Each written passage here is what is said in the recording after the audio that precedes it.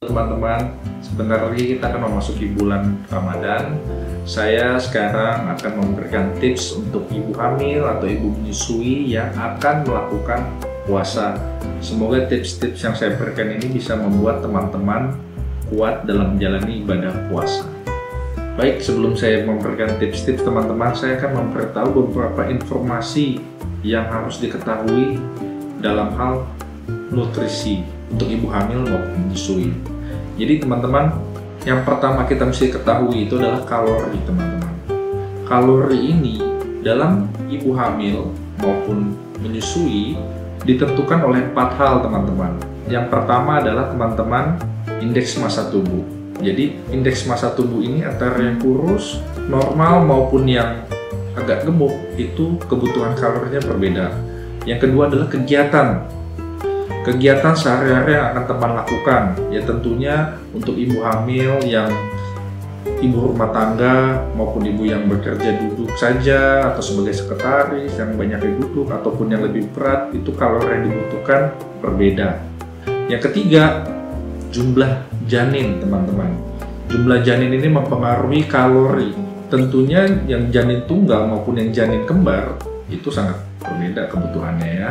Yang keempat teman-teman adalah waktunya. Trimester 1, 2, dan 3 tentu kebutuhan kalorinya berbeda, di mana trimester kedua dan ketiga dibutuhkan kalori yang lebih tinggi.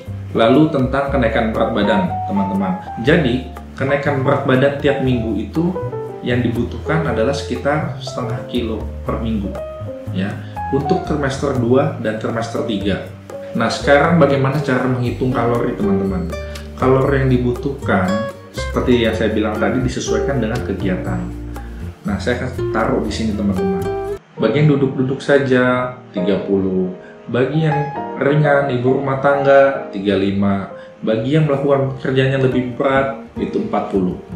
Misalkan berat badan 50 kilo, kita ambil yang pekerjaannya berat 40 kali 50 sudah 2000. Itu adalah kebutuhan dasar. Pada saat hamil kita harus tambah 300, berarti sekitar 2300 ya. Itu hamil tunggal. Pada hamil kembar ditambah 450, jadi 2450.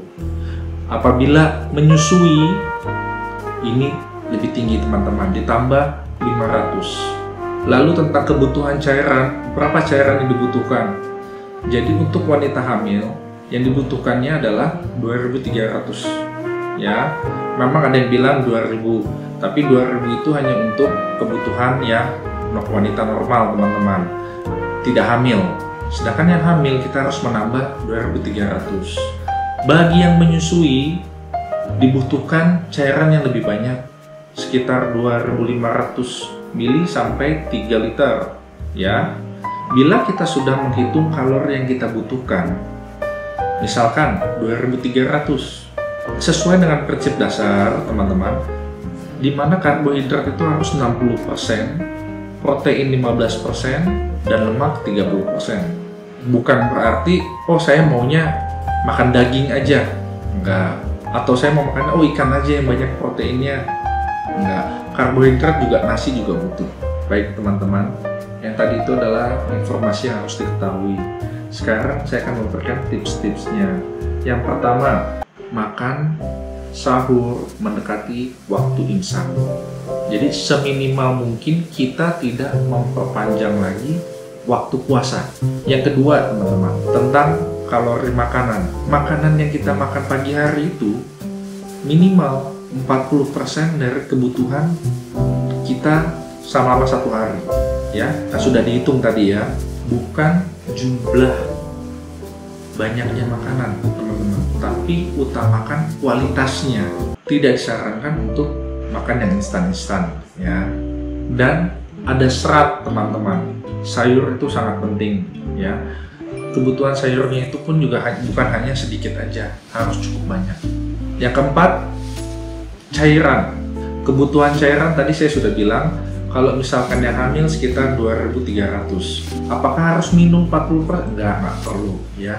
Jadi yang penting teman-teman, kebutuhan untuk 1 hari itu terpenuhi.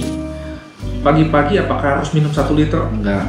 Cukup dengan 2 gelas ya secukupnya, tetapi tidak boleh hanya cuma 1 gelas, 2 gelas minimal teman-teman. 2 gelas itu rasanya sudah 350 ml atau 400 ya. 2 gelas ya sekitar 700-an lah, itu sudah cukup, karena nanti sisanya kekurangannya bisa setelah berbuka. Lalu yang kelima teman-teman, suplemen, baik besi, asam folat, ataupun kalsium. Bila teman-teman sudah ada vitamin-vitamin, silahkan teman-teman boleh minum. Lalu juga hindar minum kopi ataupun teh, karena ini mempunyai efek diuretik ya teman-teman ya. Lalu yang keenam, bila mempunyai waktu istirahat, silahkan Anda beristirahat.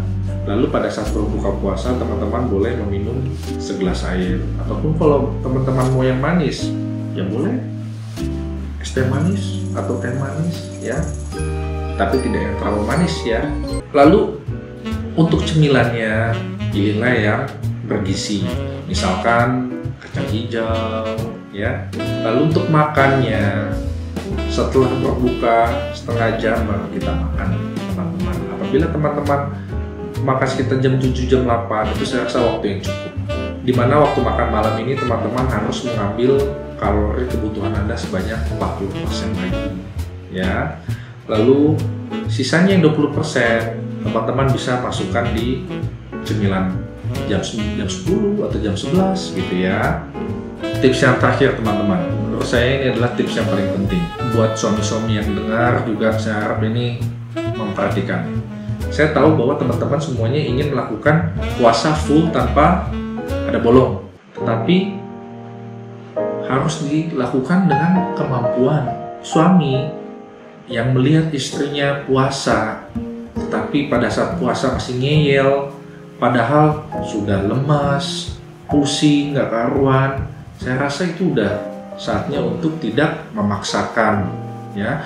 Jadi puasa yang baik dan benar itu juga harus mengutamakan keselamatan, kenyamanan bayi ya. Baik teman-teman, semoga apa yang saya berikan ini bisa membantu teman-teman untuk menjalankan ibadah puasa ya. Pagi-pagi mempunyai kekuatan menjalankan ibadah puasa sehingga tidak ada defisit nutrisi ya. 1 tahun berlalu begitu cepat, bulan penuh berkah dan ampunan sudah di depan. Ramadan membawa kita menuju hati yang bersih dan penuh kasih. Saya, Dr. Hervenas, mendoakan teman-teman sekalian agar kuat dalam menjalankan ibadah puasa. Mohon maaf lahir dan batin, selamat menunaikan ibadah puasa.